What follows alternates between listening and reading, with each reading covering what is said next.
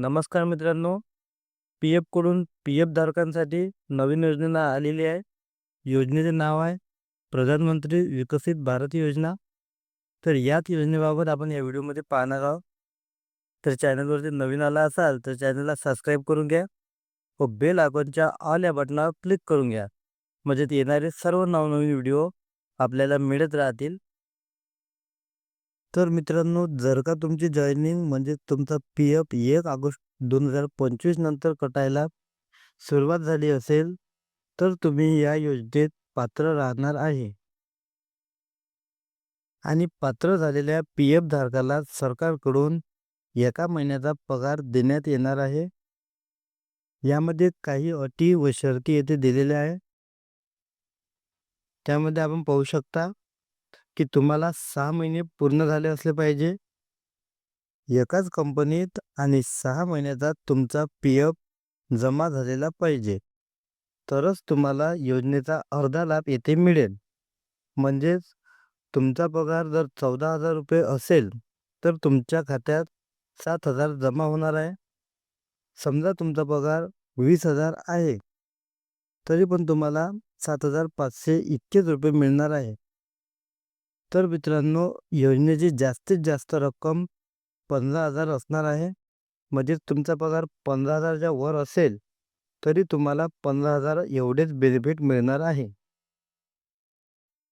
त्याच्यानंतर 12 महिने एकाच कंपनीत तुम्ही काम केले असेल तर तुम्हाला पुढील 7,500 जमा होणार आहे.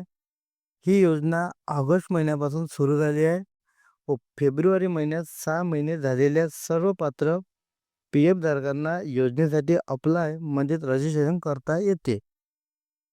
तर मित्रांनो, यामध्ये आणखी काही अटी ज्या आपल्याला पूर्ण करायच्या आहे. त्यामध्ये तुमची जॉइनिंग डेट 1 ऑगस्ट ते 31 जुलै 2027 असायला पाहिजे. तुमचा यू-एन नंबर बायोमेट्रिक म्हणजे चेहरा दाखवून तयार केलेला असला पाहिजे. तुमच्या पहिल्या महिन्याचा पगार व पी-एफ जमा झालेला असला पाहिजे. तुमच्या आधारला बँक सेटिंग झाले असले पाहिजे.